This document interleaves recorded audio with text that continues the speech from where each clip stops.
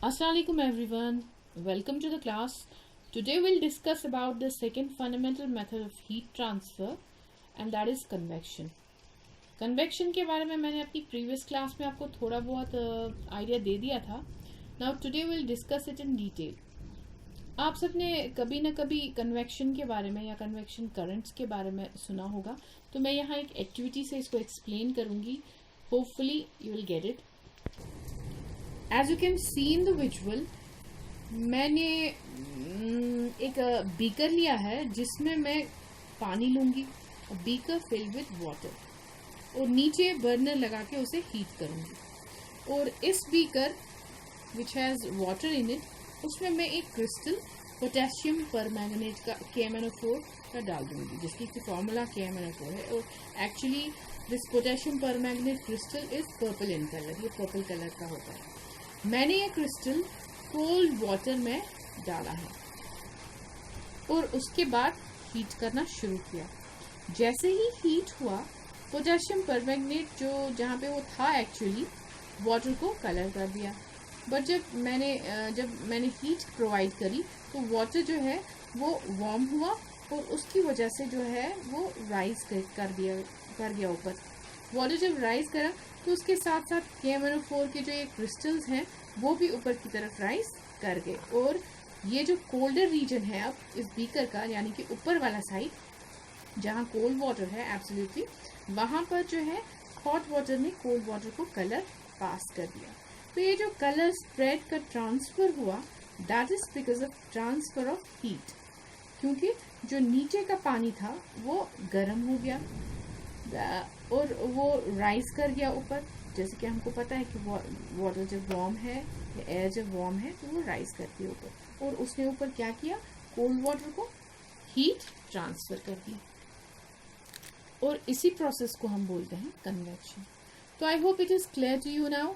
Basically आपने beaker को heat किया तो हुआ क्या, कलर्ड वाटर फाउंटेन की तरह, जैसे कि यहाँ पे आप देख सकते हैं इमेज में, राइज किया और ऊपर स्प्रेड आउट कर गया नियर द सरफेस, एंड फिर साइड्स ऑफ द बीकर से वो ऊपर चला गया. कंक्लूजन क्या हुआ इस एक्टिविटी का, water near the crystal becomes coloured.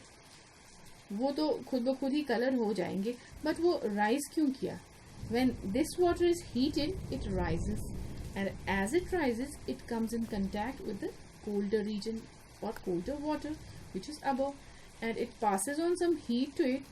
तो जब उसने हीट पास करी तो क्या हुआ, हीट पास से ही वो ऊपर कोल्ड वाटर भी कलर्ड हो गया. और यही प्रोसेस ऑफ ट्रांसफर को हम बोलते हैं कन्वेक्शन. तो कन्वेक्शन की कुछ एप्लीकेशंस हैं,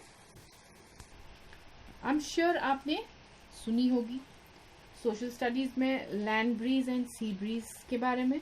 तो थोड़ा सा इसको भी डिस्कस करते हैं. सी और लैंड ब्रीज का जो ये प्रोसेस है ये बहुत ही सिंपल है. उसके पहले मैं आपको ये बता देना चाहती हूँ कि दिन के समय में, ड्यूरिंग डे टाइम ज़मीन ज़्यादा जल्दी गर्म हो जाती है एज कम्पेयर टू सी, यानी land gets heated up faster as compare to sea in the day time. तो अगर लैंड डे टाइम पे जल्दी गर्म होगा तो लैंड की ऊपर की एयर भी गर्म होगी, और हमें पता है कि warm air is lighter, therefore it will rise up. अब लैंड के ऊपर की वार्म एयर राइज करेगी तो सी के ऊपर की जो कूल ब्रीज है वो उसकी जगह लेने के लिए यहाँ आ जाएगी, क्योंकि लैंड की वार्म एयर सी की तरफ जाएगी और सी की कूल ब्रीज आ जाएगी लैंड की तरफ. ये कन्वेक्शन करंट का जो सेटअप हुआ है इसी को हम बोलते हैं सी ब्रीज. तो सी ब्रीज हम कब ऑब्जर्व करते हैं, during day time. So I hope sea breeze is now clear to you. इसका मेन रीजन क्या है, sea takes longer time actually to get heated as compare to land. अब हम लैंड ब्रीज के बारे में बात करेंगे.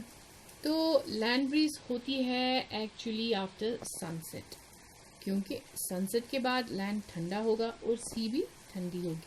पर अगेन लैंड जल्दी ठंडा हो जाएगा एज कम्पेयर टू सी. तो अब सी के ऊपर की एयर वार्म होएगी, सी के ऊपर की जो एयर है वो वार्म होगी कि लैंड के ऊपर की एयर, ऑब्वियसली सी के ऊपर की जो एयर है वो ज़्यादा गर्म होगी, बिकॉज सी जल्दी ठंडी नहीं होगी, और वही वार्म एयर राइज करेगी और उसकी जगह लेने के लिए ये जो कूल एयर है लैंड के ऊपर की वो उसकी जगह ले लेगी। तो यही कन्वेक्शन करंट का जो सेटअप होगा इसी को हम बोलते हैं land breeze. So I hope now convection आपको क्लियर हो गया होगा।